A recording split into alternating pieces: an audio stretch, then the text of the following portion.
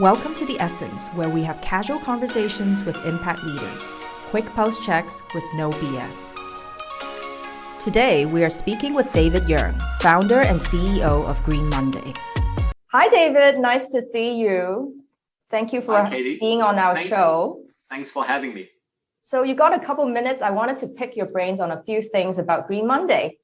So to start off with, I want to know your all-time favorite Omni recipe, because we are huge fans here, and I can tell you my favorite is definitely the Omni tuna dip. Wow, so you liked our recent new products. Well, I have too many. Now, luncheon meat is, I think for a lot of Hong Kong people, or just a lot of people in general, is kind of like a childhood, comfort food. Luncheon meat with ramen is like the thing that we go to eat at Cha Chan Tang, right? But because I've turned vegetarian for so many years, I obviously haven't eaten. That must be one of the biggest comfort food that I feel so just, the moment that I can get that taste again, I almost had tears. So I want to hear about also personally, we hear a lot about Green Monday and the products. And for you, what are sort of 3 words that summarize your personal goals for 2022? So I guess, resilience, agility, and hope are the 3 main words, particularly for 2022. So if there's one more word that I need to add, it is about change. And hopefully that is positive, impactful change to counter all the difficult change that's happening around us. So on a very related topic, you mentioned COVID-19. I want to touch upon the issue of scaling. So knowing that Green Monday runs Green Commons, the restaurants, you have your products, COVID-19 must have brought operational challenges and silver linings to your business. The planning is so hard because whatever we plan, 40 days ago, 30 days ago is completely out of the window. It really is about, just really digging deep into our resilience, into just our collective will. It's like almost like a willpower to get through this. Wow, it sounds definitely more than a challenge. So we're all here for you and wishing the business and Hong Kong all the best, really. Moving on to impact capital, let's talk about, Green Monday. Congratulations, you raised a round of private equity investing into Green Monday with investors like TPG Rise, Swire Pacific in 2020. So, we're a group of impact investors. And so among the investors in your cap table, what was the one thing that surprised you the most for investors that care about impact?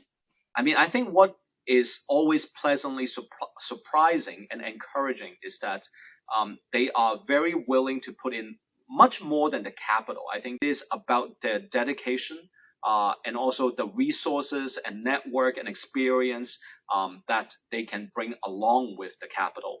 So we have always had a lot of both high level as well as very operational level synergy that we want to create from all these partnerships. So on a related topic, we want to cover ESG data transparency also.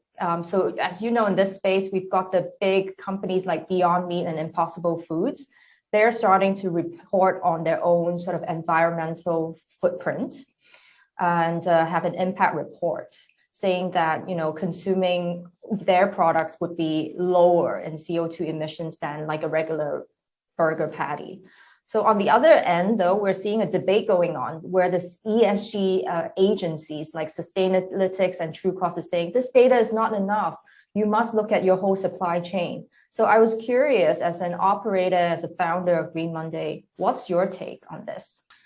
Well, first of all, obviously, we need to be science-driven. We need to be data-driven. So I'm all for, getting down to more granular level of data and numbers.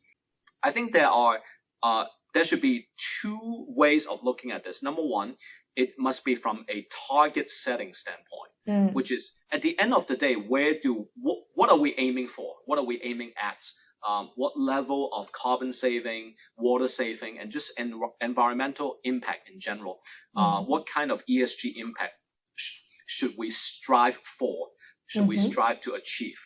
But on the other hand, it's about the roadmap to get there. We are not going to get there overnight. I always think that it is much more important to make sure that we are constantly making progress. We should not let perfection to be the enemy of good. Never underestimate the power of baby steps. I mean, that is the spirit of Green Monday, and indeed, I think that's also that can apply to our methodology and attitude towards overall ESG impacts. Oh, absolutely. I think that's also what we promote a lot as well. Taking baby steps and allocating capital, you got to start somewhere. One point about consumers, we've seen an explosion of plant-based products. Do you see any new demographic that's buying into this category as well? Every day I hear stories of, someone's teenage daughter or son. The daughters or sons are the ones who bring their parents or their relatives to come to Green Common or to try many of these new alternative protein products. So in terms of demographics, I think it's very evident that the younger generations are making the move and they are pushing the new boundaries. Admittedly, there is a bit of a time lag in Asia in terms of catching up to this global sustainability trend or mindset and movement. So that's why we need to work harder. So I know you got to run, David. I just have two more quick questions for you. One is a quick round of overrated, underrated. ESG, overrated or underrated? Well, underrated. I mean, we need to do a lot more. Impact, overrated or underrated? Also underrated. We need to do a lot more. Great. And last question is, I know you've got children of your own. So what do you want Green Monday to mean to them? Well, I hope, they get inspired by their father and also the work that the Green Monday organization is doing. And they also become a catalyst for change, for positive change. Excellent. So thank you so much for having us and interview you at the Essence, David. All the best. Save me some stock for Omni Tuna. We're right across the street and we'll be sure to be rooting for you. Well, thank you. Thank you. Let's hope we all navigate out of this crisis and everyone stay healthy, stay well. Thank you.